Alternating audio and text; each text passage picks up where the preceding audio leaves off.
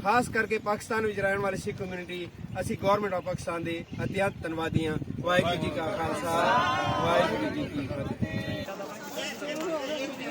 इत्थे बस आ जानियां ने, रूम तुसीं ले लिया अपना, मैं सामने रूम ले लेना। सिद्धना दिवस दी बहुत बहुत बधाइयां होण। पाकिस्तान सरकार वालों, पाकिस्तान सिख गुरुद्वारा प्रबंधक कमेटी, एवैक्यू ट्रस्ट प्रॉपर्टी बोर्ड ते पाकिस्तान दी आवाम वालों असी हिंदुस्तान की धरती तो आईयां हुई समुचे जगत तो समुचे संगतां नूं पाकिस्तान की धरती ते जी आए आखदे हां।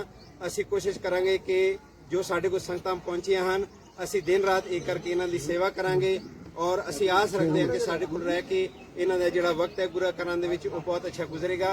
और असी एक बारी फिर पाकिस्तान दा सरकार दा धन्नवाद करते हैं कि जो इन्ने अच्छे इंतजामात किए हैं। तुसीं वागे तो लैके देखोगे पंजा साहब तक और पाकिस्तान के जिन्होंने गुरधामां दे विच तुसीं दर्शन करने ने तुहाडे वास्ते बहुत अच्छे उचेचे ढंग दे नाल इंतजामात किए गए हैं। असी पाकिस्तान सरकार दा जथा खास करके कोविड की वजह तो जो सारियां पाबंदियां ने इहदे बावजूद हिंदुस्तान की धरती ते जथे नूं पाकिस्तान की सरकार ने इजाजत दे के सिखां दा मान वधाया है। असी पाकिस्तान सरकार का बहुत बहुत धन्यवाद करते हैं। वाहिगुरू जी का खालसा वाहिगुरू जी की फतेह। वाघा बॉर्डर के ऊपर पाकिस्तान गवर्नमेंट ने, एवैक्यू ट्रस्ट प्रॉपर्टी बोर्ड ने हर तरह के इंतजाम मुकम्मल किए गए हैं और यहाँ पे हमारी कोशिश है कि इंडियन सिख यात्रियों को हर तरह से फैसिलिटेट करें और ख़ासकर SOP के मुताबिक उनको फैसिलिटेट करें। और यहाँ से अभी यात्री जो हैं गुरुद्वारा श्री पंजा साहब जाएंगे और हमारी कोशिश है और गवर्नमेंट ऑफ पाकिस्तान की कोशिश है कि जो सिख यात्री हैं ये हमारी सफ़ीर बन के जाएँ और जो असल चेहरा है पाकिस्तान का, पाकिस्तान गवर्नमेंट का, वो दुनिया भर में दिखाया जा सके।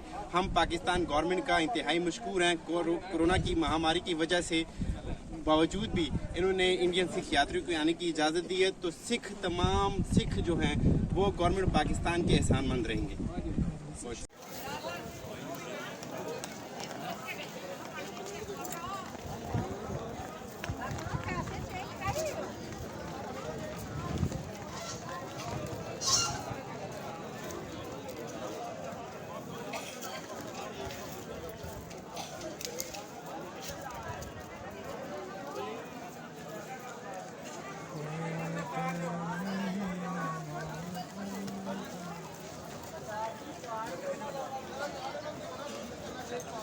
सर लगे